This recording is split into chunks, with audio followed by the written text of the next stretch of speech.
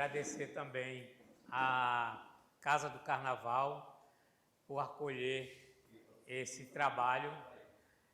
Que baque solto eu sou, a gente tentar perpetuar alguns mestres que faz o baque solto. Mestre que já tem uma idade avançada, que tem muito o que ensinar. E aí eu sempre me preocupei como mestre mais velho nessa questão de aprender com eles, dele ensinar o que é o maracatu de baque solto na visão dele, porque maracatu de baque solto, ele tem suas particularidades de região, de terreiro, e aí eu sempre ficava me questionando por que esses mestres são invisíveis, né? Porque a gente conhece mais os mestres de apito, porque ele está lá no palco cantando, fazendo seus versos. Mas o mestre do pertencimento é aquele mestre que ele é quem faz o brinquedo, mas não está no palco se apresentando. Então, a ideia do que baque solto eu sou é dar protagonismo ao mestre de pertencimento, a nossos mestres mais velhos. E aí a gente vai apresentar essa conversa, dizer que não foi uma entrevista de repórter e o entrevistado, mas sim uma conversa no terreiro, mas só quem aparece é o mestre de pertencimento. Espero que vocês gostem e no final vocês queiram fazer perguntas, a gente está aqui à disposição de vocês.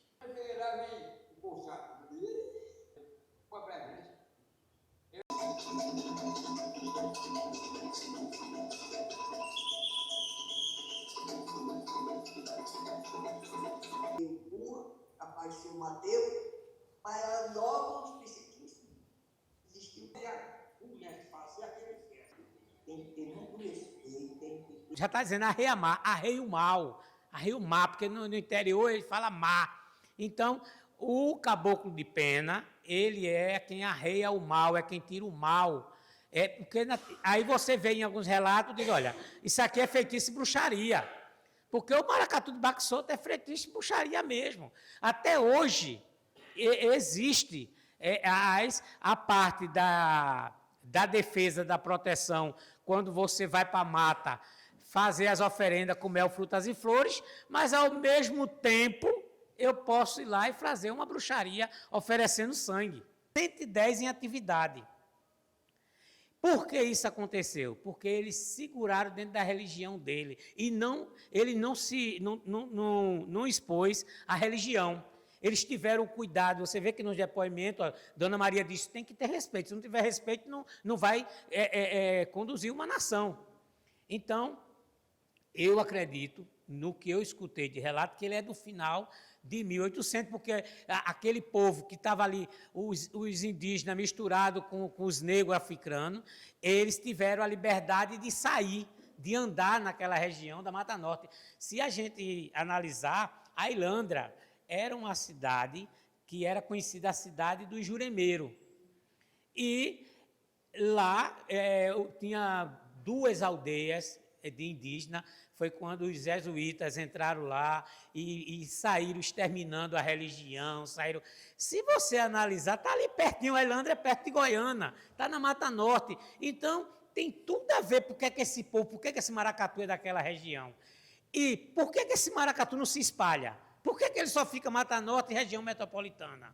Então, eu acredito, sim, que ele é do final de 1800. Segundo, essa questão da criança, de ter o medo, porque os indígenas, eles gostavam de se enfrentar. E o maracatu de baque solto, o que eles mais gostavam? De se enfrentar. E o pau cantava, era para sair até morte. E tinha um ponto de encontro que está lá, intacto até hoje, mal cuidado, mas está lá, que se chama Cruzeiro das Bringas, que é um cemitério com a capela.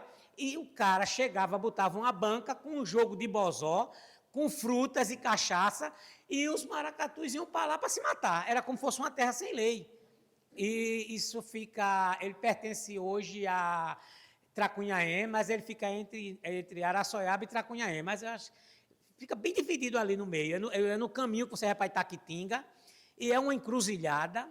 Até hoje se faz rituais nesse lugar. E é incrível, eu tenho um relato de mestres que ele disse que quando o caboclo não aguentava, que estava todo ensanguentado, pegava pelo pé, pelas mãos e jogava dentro do cemitério. Morreu. Era isso. E aí esse é o motivo dos pais não querer que os filhos brinquem. Mulher não se aproximava de Baco Solto.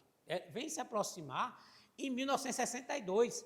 E foi uma mulher que incentivou o cara que fez isso. Seu João Lianda, de Itaquitinga, ele era dono do maracatu Leão do bloco das Flores de Itaquitinga, e os caboclos de lança que não gostavam de confusão acompanhavam o bloco. E aí a mulher dele, dona Noêmia, chega e diz: vamos fazer um maracatu, porque a gente já tem caboclo suficiente para fazer um maracatu.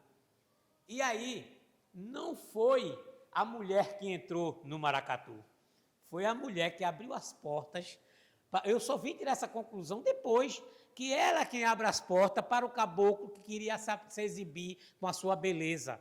E ela não só traz a paz para o maracatu, como traz a beleza para o maracatu de Baco Solto. É daí que a gente começa a crescer, porque o outro movimento só vem acontecer em 1989, quando Salu, meu pai, ele cria a Associação dos Maracatu de Baco Solto, aí que vem trazer a paz, sela a paz de verdade, junto com o efeito que a mulher, a importância da mulher dentro do Baco Solto é que traz a beleza. Maracatu hoje só tem essa beleza por causa das mulheres.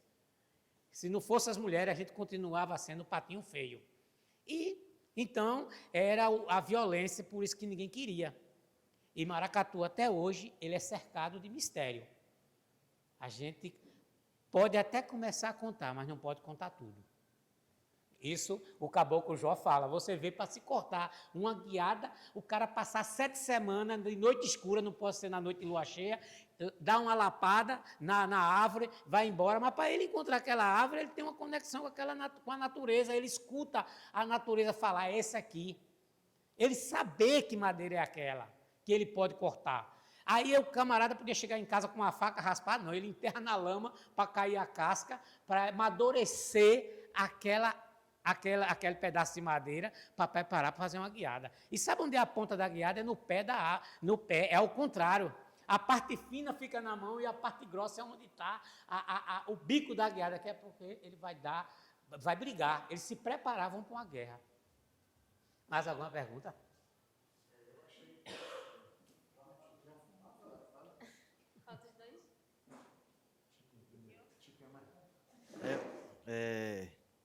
Eu tinha que vir hoje, né? Eu digo, eu vou. Quando tu fala nisso, Manezinho, abre tanta coisa no cérebro da gente e coisas para a gente fazer nessa nossa juventude, essa nossa geração, fazer a tradução dessa tradição, né? Porque ela é muito mutável nesse sentido, para a gente aprender a ter mais respeito mesmo. Estava falando aí, eu como étnico, como indígena potiguara, quando tu fala de Alhandra, meu avô, José Zerônimo Bezerra, Zé Redondo, a gente ia muito para lá, para Alhandra, porque tinha um tio avô meu de lá de Alhandra e de Mata Redonda, né? E realmente tem muito Tabajara. Até hoje tem o povo indígena Tabajara. O meu é Potiguara, é litoral norte, litoral sul é Tabajara.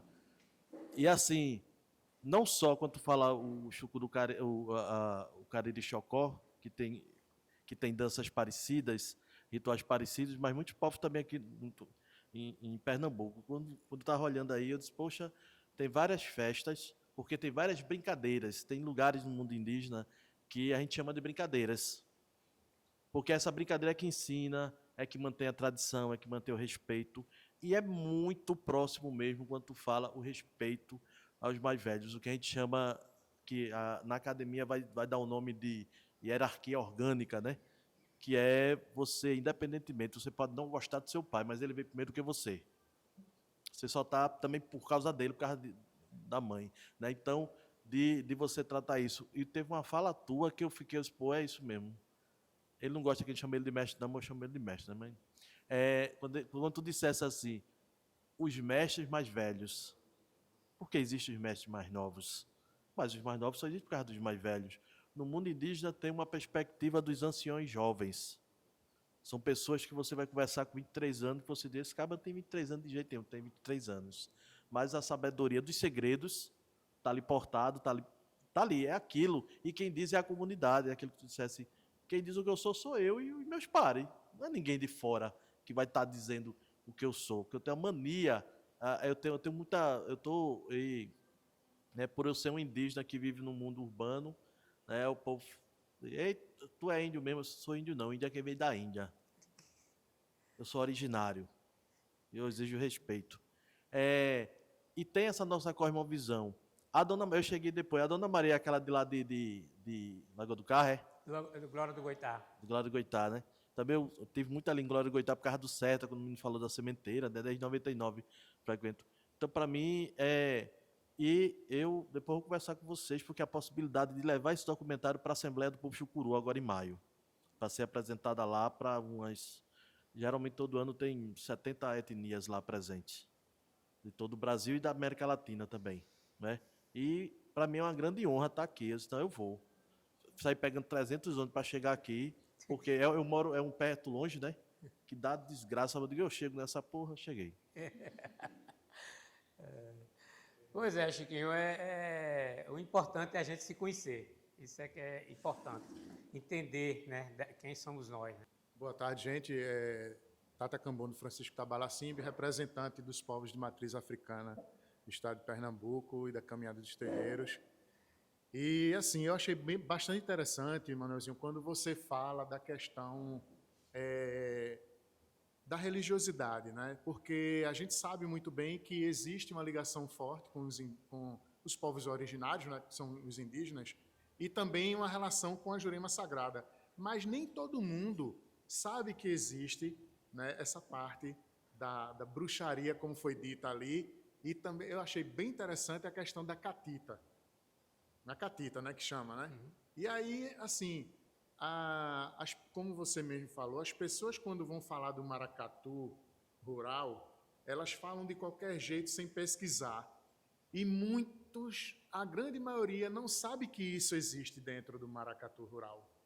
Que existe, como nós, dentro do candomblé, para sair nas ruas com os afoxés, com os maracatus de nação, a gente tem as nossas obrigações, os nossos fundamentos e preceitos. O pessoal não sabe que isso existe dentro dos maracatus rurais. Eu fiquei assim, eu sou um deles, eu não sabia que existia. E se você pudesse depois falar um pouquinho mais, isso daí a gente tem que levar, principalmente para dentro das escolas estaduais. Depois a gente tem que sentar para conversar, para a gente fazer isso daí, rodar nas escolas estaduais aqui em Pernambuco. Cara. Quero dizer para vocês que isso aí é para... Quanto mais a gente divulgar, melhor.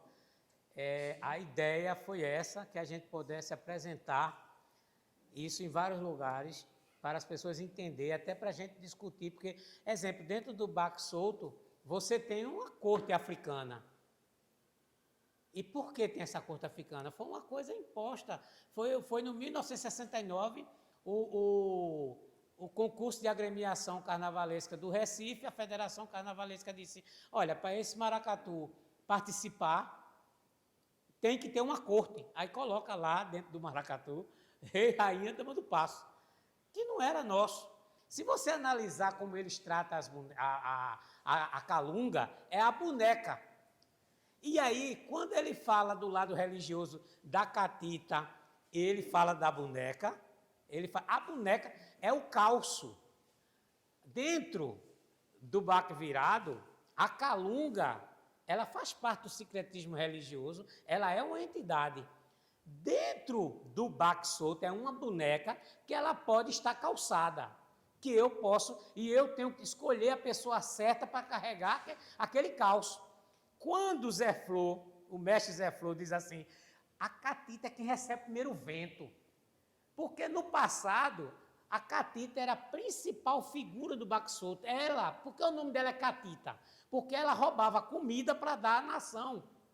Ela é a primeira que chega no terreiro, pergunta se o maracatu pode se apresentar, aí o dono da casa, sim, todo mundo vai para frente da casa, e ela começa a brincar, daqui a pouco ela corria com o gereré, ia por trás, o que tivesse em cima da mesa, ela jogava dentro do gereré e corria quando a catita. Só que ficava lá na frente, era o Mateus e a burra. Aí, quando eles viram que a catita passou correndo, aí a catita já roubou. Aí roubou a comida. Isso aí tem uma história engraçada, que uma família fez uma puxada.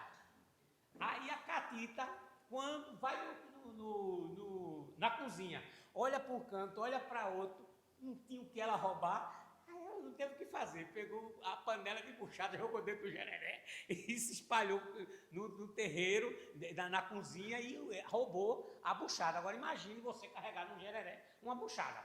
Então, assim, eram coisas que faziam parte da tradição e aí tinha que ser uma catita de responsabilidade. Hoje você vê muita gente, ó, bêbado ali naquela função, porque não sabe o que é que significa. E aí outra coisa, e coloca, porque o concurso exige, está perdendo.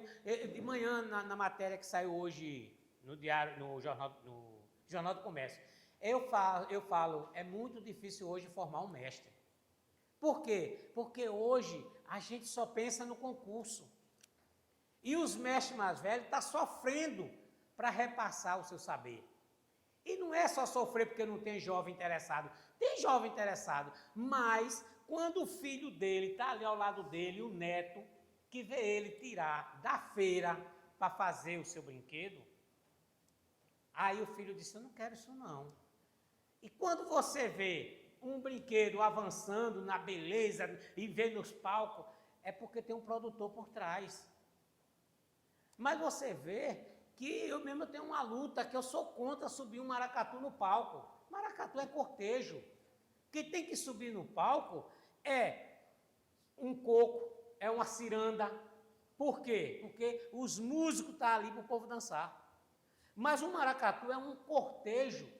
Mas eu vi muito maracatu aí. Eu já vi um dono de maracatu dizer, Manuelzinho, eu não quero um maracatu com mais de 50 pessoas. Porque quando tiver uma apresentação de palco, eu levo 20 pessoas, 25. A gente tem que começar. Aí você diz, não, Manuelzinho, o que é que tem? Ele tem direito? Não tem. Ele tem. Mas seria muito mais importante se a gente cuidasse do terreiro. Mas ele está só pensando de fazer o maracatu bonito para o palco, mas ele esquece do terreiro, da manutenção do terreiro. Porque é qualquer segmento de cultura popular, se ele não tiver uma boa manutenção de terreiro, ele se acaba. Um dos maiores exemplos, eu vou falar uma coisa, me atrever a falar uma coisa, um dos maiores exemplos é frevo. Os frevos estão perdendo a sua identidade dentro da sua sede, e a gente está vendo aí, o frevo de agremiação está na UTI. Você vê, hoje está aqui Cid, que é uma autoridade dentro do frevo de bloco, o frevo de bloco sustenta, mas ele sabe que tem uma parte que está aí na UTI.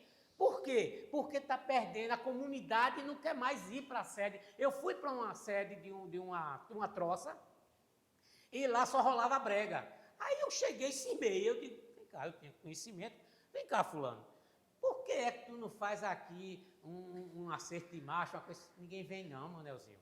Eu tenho que botar brega, botar pagode, que para eu pagar a conta de luz e a conta da água. Se eu não fizer, então, por quê? Se perdeu essa identidade do terreiro, da sede, e a gente tem que fazer, a gente vem com um trabalho que começou, que foi premiado, já estamos na fase 2, que é adereços carnavalescos, que a gente mostra quem é que está por trás, criando as fantasias, que é para tentar mostrar para as pessoas que existe uma luta ali, não é só ver o bonde se apresentando no Marco Zero, não. Por trás disso tem um Cid, tem um Bebeto, que está lá criando, estou dando o exemplo dos dois, porque estão aqui, fica mais fácil, mas entender isso, que existe uma luta por trás, que uma sede existe uma luta. E dentro do Baque Solto não é diferente. Pode ir lá agora, chegar de surpresa em qualquer sede de maracatu na Mata Norte. Pode chegar final de semana de surpresa, que eles estão já bordando para o próximo carnaval. Já começaram. Mas será que tem alguém preocupado de incentivar esses mestres a sambar no terreiro, a incentivar os jovens para estar ali? Não, não tem. Ele continua tirando da feira. E o que eles ganham no carnaval não é suficiente para pagar a despesa. Eles vão tirar da aposentadoria deles para pagar. Mais alguma pergunta? É o senhor, é? É. Ui. Boa tarde, pessoal. Boa tarde a todos e todas, todes. sou Cid Cavalcante, acho que Manezinho já antecipou, né? Sou presidente do Bonde, e Gilberto, mais conhecido como Bebeto, é vice-presidente do Bonde. Dizer da alegria, primeiro dizer da alegria e da honra de estar aqui, né? Vendo e participando desse momento que é tão importante, como todas as coisas que você faz, né? Você cita a gente, né? Como, digamos assim, um exemplo de fazer cultural, mas você é um grande mestre que vem fazendo isso há muito tempo, e agora plagiando Fernanda Torres, né, eu gostaria de dizer o seguinte, que é muito bom, né, e é um prêmio ser seu amigo, né? De fato, isso é que é ser consagração, né? Isso é que é ter consagração. Então, dito isto, eu gostaria de lembrar que há muitos anos atrás nós tivemos em São Paulo, no Memorial da América Latina. E lá, não sei se hoje ainda, porque faz tempo que a gente não volta lá, existia uma vitrine com um caboclo de lança. Ainda tem, né? Então, e na época, em uma época que não existia o que a gente chama hoje de mediador, né? Você tinha uma pessoa que acompanhava os visitantes no museu, nós tivemos a oportunidade de ver e ouvir uma pessoa que era uma espécie de cicerone lá do Memorial da América Latina, apresentando todas as figuras que estavam expostas lá e o caboclo de lança. Quando ela apresentou o caboclo de lança, foi uma coisa tão fantasiosa, tão absurda, tão fora de contexto. E aí a gente estava num grupo, eu comecei a me sentir mal com aquilo, enfim, mas eu não quis, claro, porque minha mãe ensinou, né, Dona Alzira, eu sou filho de Dona Alzira, que quem tem vergonha não faz vergonha. Então eu esperei ela terminar aquela explanação toda. Quando ela terminou a visita, eu chamei ela num canto e disse: olha, o que você falou do caboclo de lança não é isso. Eu gostaria que você pudesse pesquisar, procurar uma fonte de informação, para que na próxima visita essas informações que você passou sejam, de fato, correspondam à verdade. E aí, a gente tem, além disso, uma coisa que é muito mais séria, porque esse momento que você faz, juntamente com o pessoal da Casa Astral, de fazer um trabalho tão bem feito, da vez e voz a quem, de fato, faz, né? E que é a história viva, né? Que é um patrimônio vivo, e contar a sua própria história, porque o que é que nós temos como herança? Nós temos uma história que foi, infelizmente, ou por consequência de momentos, períodos sociais e políticos, outros, que essas histórias foram contadas por acadêmicos que, na maioria das vezes, faziam uma coisa rasteira, muito superficial, passavam numa sede de maracatu quando passavam, ou então seguia alguém que já falava sobre o assunto e registrava lá no livro. Então, quantos equívocos não tem registrado? Quantas coisas não foram transformadas, entre aspas, em verdade? E muitas delas, inclusive, e infelizmente, são transformadas por interesses, inclusive, de segmentos ou de alguém que quer se apropriar de uma história que não lhe pertence, entende? Então, assim, é muito importante esse trabalho, né? É importante que ele seja cada vez mais divulgado, cada vez mais ampliado, e eu quero encerrar nessa minha fala mais uma vez reiterando a importância e quanto é salutar e necessário esse trabalho. Então, assim, parabéns a toda a equipe, a você, Manezinho, que conduz isso tão bem, né? E dizer o seguinte, gente, a gente precisa ampliar, sabe? A gente precisa levar esse trabalho cada vez mais para um público, e principalmente para o público que não somos nós, que de alguma forma estamos ligados a cultura, a essa história, mas principalmente para quem não tem acesso de forma alguma a esse trabalho que é tão bem feito. Parabéns. Eu que agradeço a atenção de vocês e dizer duas coisas assim. Eu tenho um exemplo que uma vez eu vi uma pessoa no terreiro pesquisando maracatu de baco solto. Aí tinha um festival em São João del Rei, em Minas Gerais, e me convidaram. Mestre, eu queria que você fosse para você falar sobre maracatu de baco solto, tal, não sei o quê. Olha, a gente tem a passagem aérea certa, hospedagem certa, alimentação certa, e a gente, ó, seria muito bom, tal. Eu digo, olha, tá certo, eu vou. Aí, uma pessoa está trabalhando nesse festival, que era minha amiga, me conhecia e faz, Manelzinho, eu estou feliz, você vem para cá, eu vou lhe ver, não sei o que tal. Aí fulano também vem, né? Aí, agora eu estava olhando aqui, ele vai ganhar isso eu estou falando de uns 20 anos atrás, uns 15 anos atrás, ele vai ganhar 4 mil reais, e você não vai ganhar nada não? Esse cara aprende comigo, mas esse cara é um acadêmico, é um cara que já estava formado. E aí, hoje, por que é que esse tempo todo esses mestres estão escondidos? Por que nunca deram protagonismo a esses mestres? E aí, Manelzinho ainda está jovem para conseguir lutar para que esses mestres tenham protagonismo, para que as pessoas... Não adianta eu vir aqui apresentar para vocês mantos e vocês... eu sou o cara que estou falando que é maracatu. Não, o bom é ver esses mestres falar, porque ninguém pode contestar eles, não. Porque eles são mestres, eles viveram. Eles não foram ver um livro para fazer uma história em cima do livro, não. Eles estão contando a história dele. Então, assim, a Casa Astral foi que abriu as portas para mim, levar minhas ideias, eles lapidar e cuidar com todo carinho. É um espaço que não é só para Manelzinho, é para todas as pessoas que faz arte. A Casa Astral está lá e respeita as ideias. E está acontecendo. Espero que vocês conversem, botem no Instagram, converse com os amigos. Olha, a gente tem que ver esse projeto, porque a ideia não é mostrar os mestres falar e dizer, a gente tem que escutar mais esses mestres.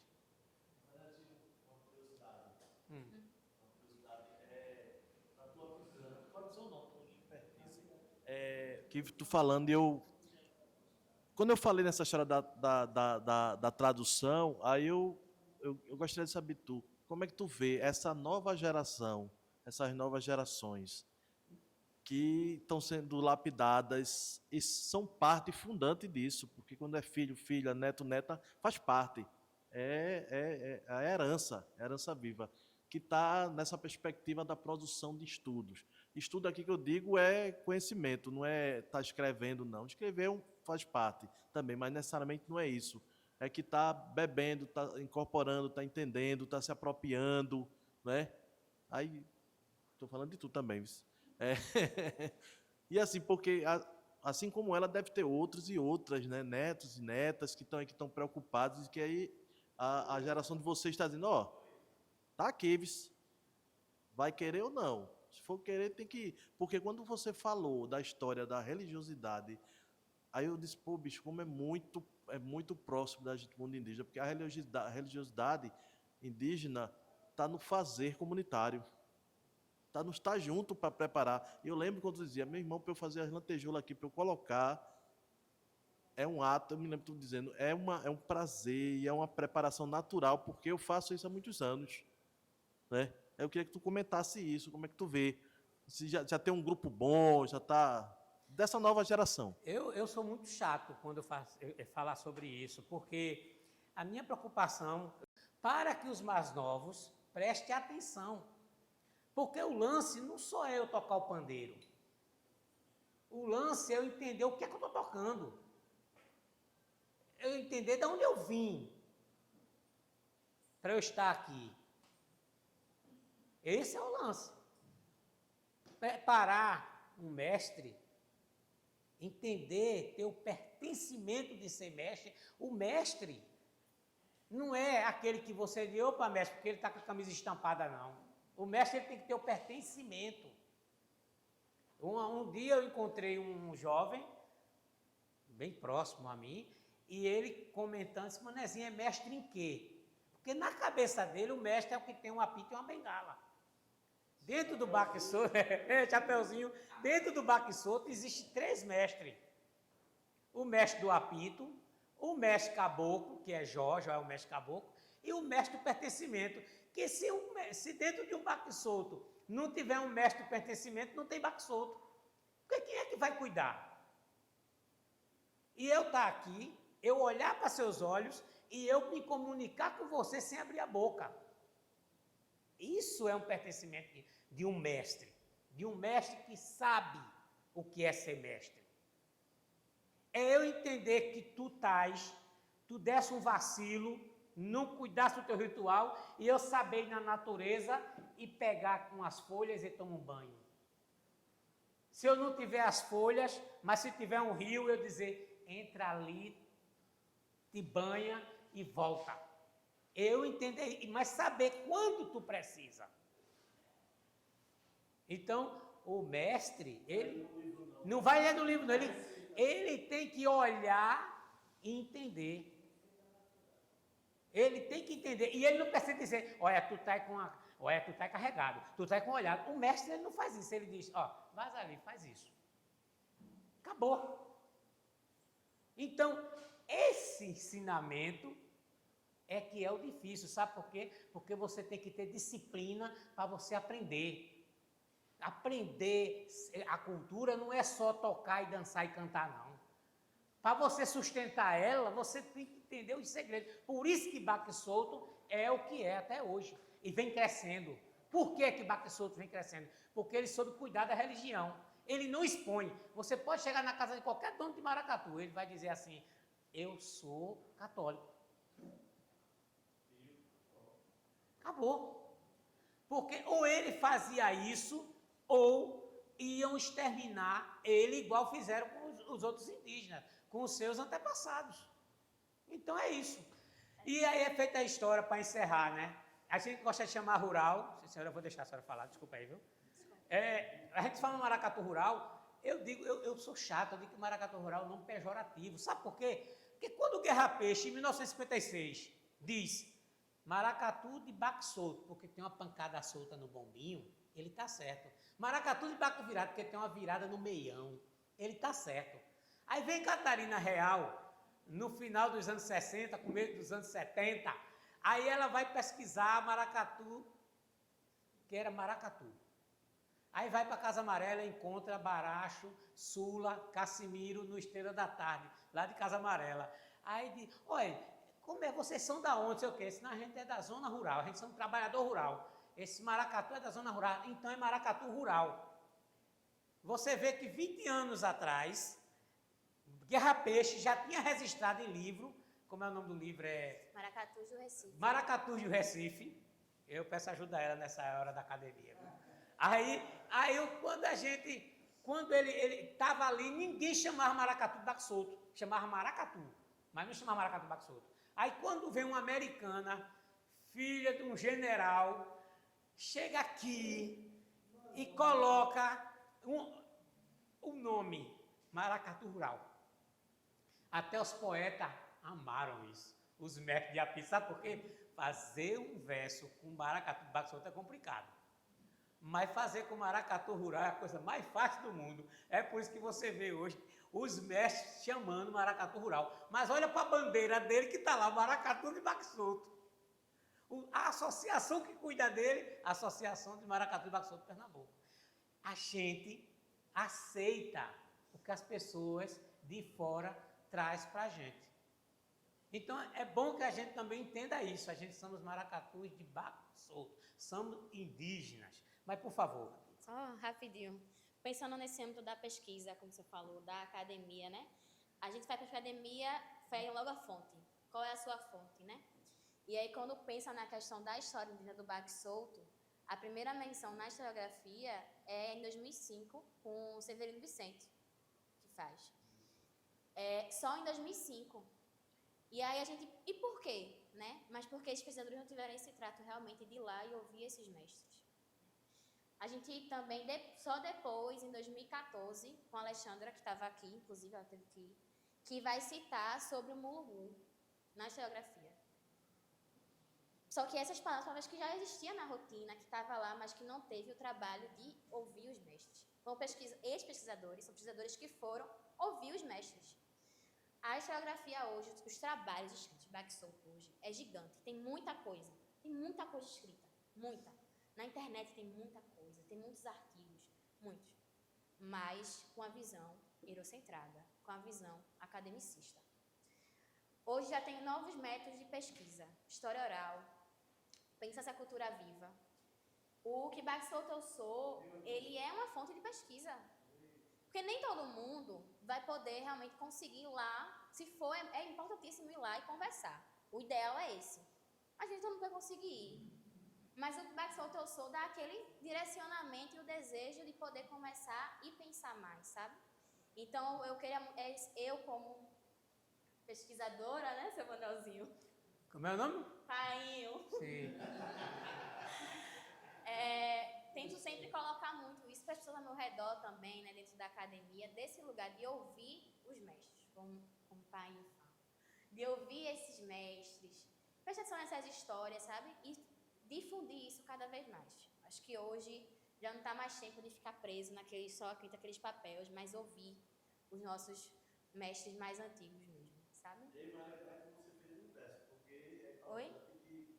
que você está agora como pesquisadora, você também é brincando. Antes de ser pesquisadora, eu sou brincante. Não. Porque tem gente que cai de paraquedas e eu creio que pela vez, por exemplo, tem um aniversário que faz sobre eu fui Fabiano.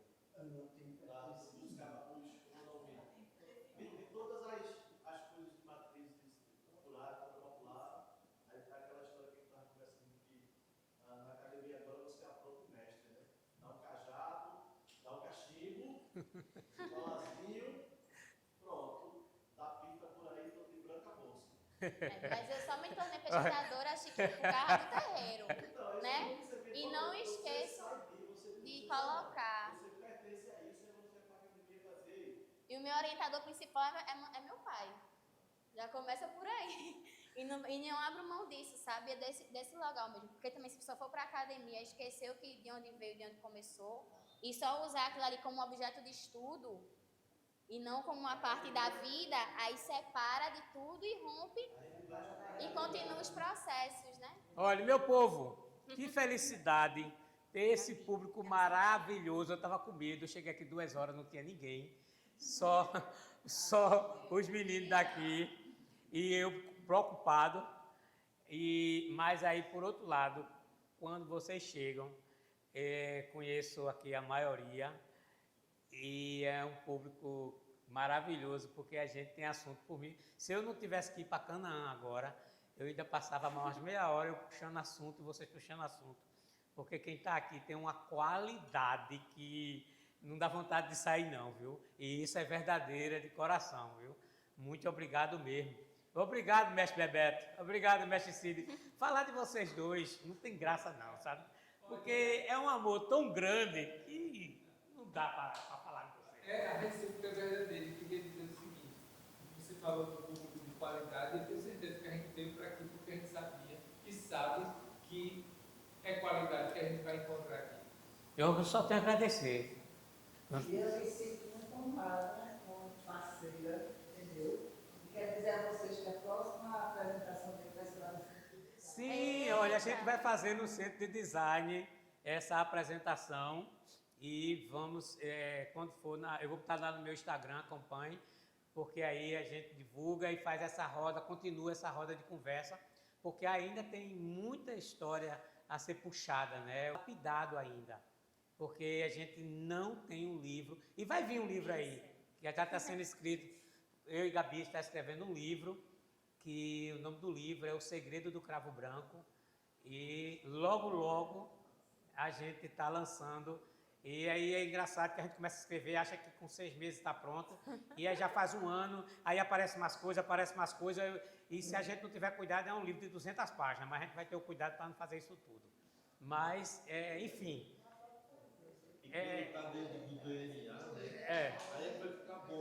E tudo que eu quero, assim, ó, sabendo que no livro não é Manelzinho que está falando, são meus mestres que vão falar. Quem vai falar é meus mestres. Aqueles que já se foram e os que ainda estão vivos, eles que vão falar. Tá certo? Olha, quem souber ler vai descobrir o segredo. É por isso que o nome é O Segredo do Cavo Branco. Quem tiver o pertencimento vai descobrir.